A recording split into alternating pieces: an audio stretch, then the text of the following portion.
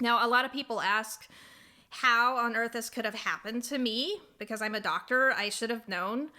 But I was not well educated on benzodiazepines. My background is in primary care. I did 3 years of an internal medicine residency, and then after that, I went on to specialize in cardiology and ultimately in cardiology private practice.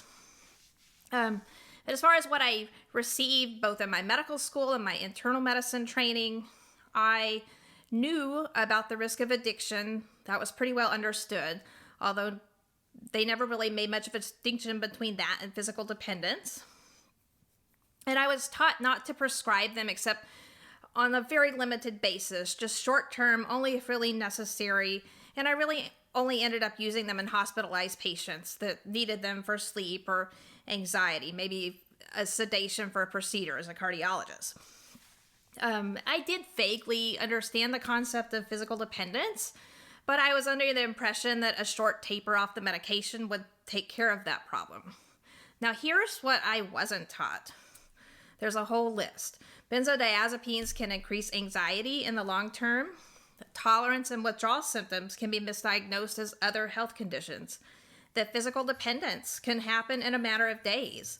That adverse events can happen at low or therapeutic doses.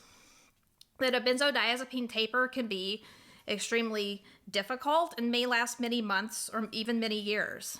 I was never told about the existence of the Ashton Manual or that a subset of patients will experience a protracted withdrawal syndrome lasting years. All of this I learned on the online support forums or through my own research after I was harmed by benzodiazepines.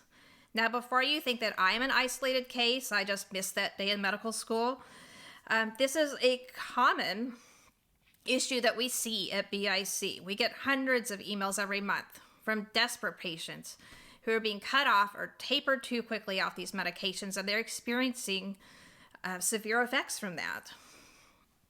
And before you think that, well, this is just what you see in your advocacy organization, this was also confirmed by a recent FDA review. This is the review that led to the updated benzo box warning back in September.